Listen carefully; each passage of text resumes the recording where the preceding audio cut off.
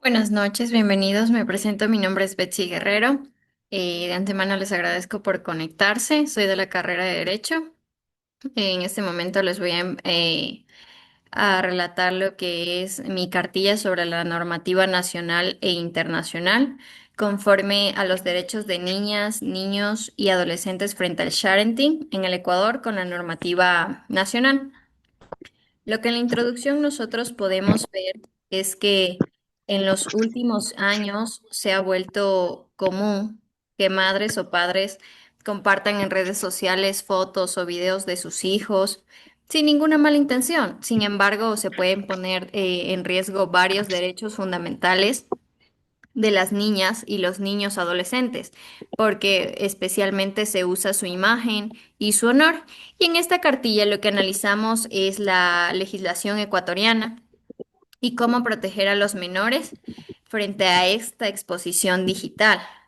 A continuación de lo que vamos a hablar nosotros son de los derechos de los niños, niñas y adolescentes en el Ecuador.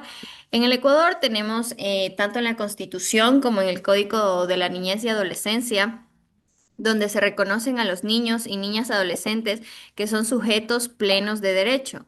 Esto significa que deben ser protegidos y tomados en cuenta en todo lo que les afecta, no solo por ser menores de edad, sino también por estar en una etapa de desarrollo clave. Entre estos derechos, lo que les voy a presentar es el derecho que tienen el derecho a tener una identidad, crecer en un entorno seguro, el ser escuchados y también el derecho al buen nombre. ¿Por qué es tan importante proteger los derechos?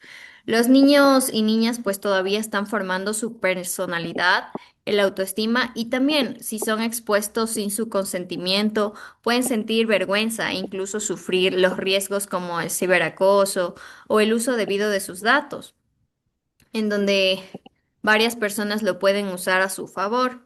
Además, no como siempre se comprende lo que ocurre en el Internet, el rol de los adultos es necesario para cuidar de ellos. Lo primero que nosotros debemos tener en el interés superior del niño es el bienestar. Es uno de los principios más importantes en nuestra ley ecuatoriana, el interés superior del niño, que significa que cualquier decisión que involucre se debe priorizar para el bien del niño o la niña. Este principio está claramente expresado pues en el artículo 44 de la Constitución y también en el Código de la Niñez y Adolescencia. Por eso, antes de publicar alguna foto o contar una historia sobre un menor, es fundamental pensar si esto realmente le va a beneficiar al niño o niña. Entonces, es mejor no hacerlo, ya que nosotros pues tenemos el derecho de intimidad. ¿Qué significa este derecho? La intimidad tiene que ver con la parte privada de una persona. Para los niños y niñas, esto incluye cosas como sus emociones, el entorno familiar, sus rutinas y lo que ocurra en su vida cotidiana.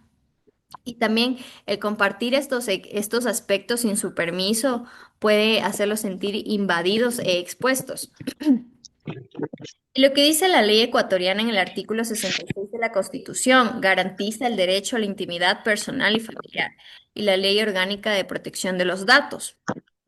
Esta ley exige un tratamiento especial y cuidadoso, ya que se trata de la información de una persona. Los ejemplos de vulneración que tenemos es subir videos de un niño llorando, siendo regañado, castigado, publicar sus datos personales o también compartir detalles sobre enfermedades o problemas emocionales. También, ¿cómo podemos proteger este derecho? El derecho lo podemos proteger pensando dos veces antes de publicar algo privado de los niños que conocemos o ajustar la privacidad en nuestras redes sociales. También nosotros tenemos el derecho a la imagen. El derecho a la imagen lo que implica es que cada persona tiene el control sobre cómo usan su imagen, su fotografía o cualquier representación de ella. En el caso de los menores, este derecho es demasiado importante, ya que muchas veces no pueden expresar si están de acuerdo o no con lo que se exponga públicamente de ellos. Incluso a veces ni siquiera lo saben. En la normativa ecuatoriana aplicable, lo que nosotros tenemos es el artículo 56 del Código de la Niñez y Adolescencia, en la que se señala que no se deben difundir imágenes de niños, niñas o adolescentes que permitan ser identificados, salvo que exista una causa justificada y que esté autorizada de manera legal, ya que esto protege su identidad y evita posibles riesgos en torno al mundo físico o virtual.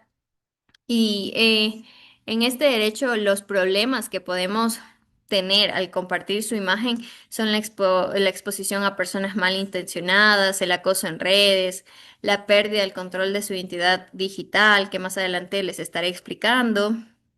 Y también, bueno, las recomendaciones que se les puede dar acerca de esto es no mostrar su rostro completo, no geolocalizar las fotos. Y si el niño ya tiene edad para opinar, pues preguntarle si está de acuerdo con la publicación o si se siente cómodo.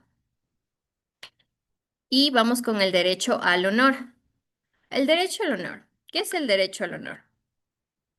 El derecho al honor se relaciona con el buen nombre, con el respeto hacia una persona, el valor que tiene ante los demás, en especial con los niños y adolescentes. Este derecho protege su dignidad, su autoestima y la reputación. En la protección legal en el Ecuador, lo que nos dice en el artículo 66 que reconoce este derecho y en el Código Integral Penal conocido como COIP, sanciona los actos que le afecten a la honra o dignidad de cualquier ser humano, incluyendo los menores. Si un padre publica o madre publica contenido que ridiculiza al niño o lo expone negativamente, esto de aquí podría básicamente estar cometiendo una infracción, aunque no lo sepa. Y situaciones que usualmente se pueden considerar graciosas o humillan al niño, puede ser básicamente una infracción, como les explico. ¿Y qué hacer? ¿Qué podemos hacer para cuidar este derecho? Lo que nosotros podemos hacer es no publicar nada del niño que no quisiera ver en Internet cuando fuese adulto. Y también respetar su derecho a equivocarse sin exponerlo públicamente. Los deberes de las madres y padres y cuidadores de los niños, de quienes estén a cargo, este, tienen que tener corresponsabilidad en el cuidado digital, los adultos que cuidan de las niñas, de los niños y adolescentes, ya que tienen un papel fundamental en la protección del niño. El Código de la Niñez y Adolescencia establece que tanto en la familia como en el Estado y la sociedad deben trabajar juntos para garantizar su bienestar. En lo digital esto no implica que no basta con amar a nuestros hijos, sino también con que debemos protegerlos de los riesgos que puede conllevar el estar publicándolos en las redes sociales. Y bueno, las medidas que podemos tomar con esto, que se le denomina sharenting, es informarse sobre los derechos digitales de los menores, también pensar en el impacto a corto y largo plazo antes de compartir algo y priorizar el bienestar del niño. En las conclusiones que les voy a presentar es que el sharenting puede parecer una práctica cotidiana e inofensiva, pero puede generar consecuencias serias en la vida de los niños y los derechos, ya sea a largo o corto plazo. En las leyes ecuatorianas protegemos claramente su derecho a la intimidad, a la imagen y el honor, y los adultos debemos ser responsables y aplicarlas, ya que es fundamental crear una cultura con el respeto hacia la privacidad de los menores, entendiendo que incluso lo que hace con amor puede terminar causándoles daño. Por otro lado, les voy a informar sobre un caso que hubo en Colombia, que es la sentencia T-245A sobre 22. En los antecedentes del caso, nosotros, como podemos leer, es una situación entre dos progenitores separados, vinculados con el uso de redes sociales y protección de los derechos fundamentales de un menor de edad. El caso fue presentado mediante una acción de tutela por parte del papá del niño, quien actuó en representación de su hijo para solicitar la protección de los derechos constitucionales acerca del niño. En este caso, el padre alegó que la madre había estado publicando de manera constante fotografías y videos del niño en sus redes sociales personales, especialmente en plataformas como Facebook, Instagram, incluso en perfiles vinculados con con contenidos de carácter sexual, como OnlyFans. Y aunque el menor ya contaba con cierto nivel de madurez suficiente para expresar su voluntad, había manifestado que en varias ocasiones no quería que fuese usada su imagen de manera pública y la madre seguía exponiéndolo sin tener en cuenta su opinión ni su consentimiento. Ante esto, el padre del niño señaló que la conducta no solo iba en contra de voluntad del menor, sino que también lo ponía en situación de riesgo constante, ya que esto dejaba una huella digital. La huella digital quiere decir que a largo plazo eso se queda en las redes sociales, entonces, y se queda de manera permanente. Y esto puede afectar a su desarrollo emocional y a su decisión y reputación en un futuro. También argumentó que estas publicaciones vulneraban derechos fundamentales como la intimidad y la imagen, el honor, el buen nombre, como lo que ya les había acabado de explicar. La decisión que tomaron en primera instancia acerca de esta sentencia fue conocido por el juzgado cuarto de familia Bucaramanga, que decidió negar la acción de tutela interpuesta por el padre en representación del hijo. Los fundamentos de la decisión fueron que el juzgado consideró que no demostró una infracción real ni actual de los derechos fundamentales del niño. Y también señaló que las publicaciones realizadas por la madre en sus redes sociales no representaban en ese momento una amenaza concreta contra la imagen del menor. Además, valoró que la madre no tenía intención maliciosa, ya que las imágenes compartidas eran de situaciones normales o cotidianas del menor. En conclusión, el juez priorizó el derecho de libertad de expresión de la madre. Por esto, negó las pretensiones del padre y no adoptó medidas para proteger al menor. Y en segunda instancia, lo que hizo la corte, aquí es donde empieza lo que más marcó esta sentencia, el fallo de segunda instancia. Lo primero que hizo la corte fue revocar las decisiones judiciales previas. Es decir, que reconoció tanto la jueza de primera instancia como el juez de segunda instancia que habían fallado al no entrar a fondo en el asunto. La corte encontró que si no había un tema de fondo que merecía ser valorado, los efectos podrían tener una disputa entre adultos por los derechos del menor de edad. Y aunque el padre no logró probar de forma contundente que se afectaron ciertos derechos, la corte identificó por sus cuentas otras formas de afectación como la violencia psicológica o la garantía de su dignidad humana. Los hechos relevantes fueron que la madre afectó en el derecho a la imagen del niño, el derecho a la intimidad, el buen nombre, el libre desarrollo de la personalidad y esto en general el interés superior al niño, principio recto en todo proceso que involucre a menores de edad. Y en última instancia, lo que se pudo desarrollar es que el objetivo del accionante no era sancionar a la madre por su actividad profesional, sino generar una reflexión sobre los límites de ejercicio de la libertad personal cuando hay un menor de por medio. La fundamentación jurídica y derecho comparado, en lo que basó la Corte su decisión fue en que la Constitución Política de Colombia, especialmente en la protección general integral del niño y el interés superior del menor, en los tratados internacionales sobre el derecho del niño, como la Convención sobre los Derechos del Niño, y los derechos que la Corte consideró vulnerados o violados fue el derecho a un ambiente familiar sano y también el derecho a la dignidad humana, el derecho a la violencia y contra la violencia psicológica vicaria. Y también lo que podemos ver en resumen es que fueron vulnerados varios derechos, no solo uno, porque también nos dice que, en conclusión, la sentencia es un referente fundamental. Aquí tenemos un claro ejemplo sobre el sharenting, que puede ser sin intenciones o con malas intenciones.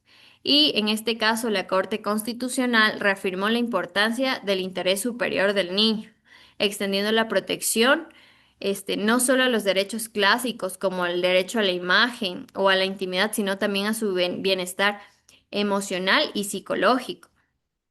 Además, la sentencia integra un enfoque moderno tomando en cuenta el impacto de las redes sociales y el entorno digital en la vida de los niños y la necesidad que los padres actúen con responsabilidad y prudencia en este contexto. Y a continuación les voy a presentar los riesgos y medidas que nosotros debemos tomar en torno al sharenting. El sharenting.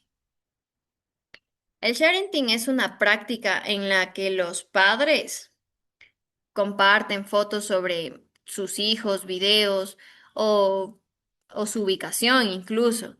El término share proviene de compartir y el parenting de crianza. Los ejemplos que tenemos son las publicaciones de cumpleaños, videos graciosos o los primeros días de escuela. Los ejemplos comunes que nosotros tenemos son publicar fotos del primer día de clases, tal vez con el uniforme de los niños, que ahí nos dan claramente su información, o tal vez compartir momentos vergonzosos como rabietas o cuando se los castiga o situaciones vergonzosas. También relatar en línea sobre los logros o fracaso de los hijos. Y como hablábamos antes de la identidad y huella digital. La identidad y digital es la imagen que se crea en Internet sobre una persona y la huella digital son los rastros que deja toda esa actividad en línea. El sharenting contribuye a formar la identidad digital de los niños sin su consentimiento. Ejemplo real, tenemos un niño que crece con huella digital creada por otros, lo que puede afectar en su reputación o su seguridad futura. Los riesgos que nosotros tenemos al hacer esta práctica es la vulneración de la intimidad, donde se exponen los detalles de la vida privada del menor sin el consentimiento. También el robo de la identidad, ya que a partir de esto, terceras personas pueden usar su información personal para suplantar identidad. También el ciberacoso, burlas por las fotos y videos que pueden ser sacados de contexto, la exposición a redes sociales, a redes de explotación infantil, también la afectación a la autoestima y desarrollo emocional. Sentirse tal vez observado o ridiculizado puede generarles inseguridades. Como ya les había mencionado, los derechos vulnerados por el sharenting son, según la Constitución del Ecuador, son el derecho a la intimidad, el derecho a la imagen, el derecho al honor y también el principio del interés superior al niño. Lo que los adultos deben hacer es actuar siempre considerando lo que es mejor para el bienestar integral del niño o adolescente. Y las medidas de prevención que pues se recomienda es pensar antes de publicar. ¿Qué sentiría mi hijo si viera esto cuando crezca? También evitar mostrar uniformes escolares, placas de autos o direcciones. No publicar las fotos de niños desnudos o en situaciones íntimas. También utilizar configuraciones privadas en redes sociales, pedir permiso cuando el niño tenga edad para elegir y también enseñarles sobre la privacidad digital desde pequeños. Las buenas prácticas digitales en familia que se les recomienda son crear reglas claras sobre lo que se publica en redes, también promover el diálogo sobre y la identidad digital, dar ejemplo con uso responsable y también establecer los límites de exposición en el Internet. La conclusión que les tengo es que el respeto de los derechos y niñas deben guiar nuestras acciones digitales. El sharing debe hacerse con responsabilidad y conciencia. La prevención es clave para evitar el daño a su imagen, intimidad o honor. El sharing puede parecer inofensivo, pero sus consecuencias pueden ser permanentes. Y como adultos, pues nosotros debemos proteger la dignidad, la privacidad y bienestar emocional de nuestros hijos e hijas. Promover una crianza digital consciente es clave para formar ciudadanos libres y respetados desde la infancia. Eso es todo lo que yo les puedo exponer acerca de sharenting. Les agradezco mucho por haber asistido a mi reunión y si desean pueden ya retirarse.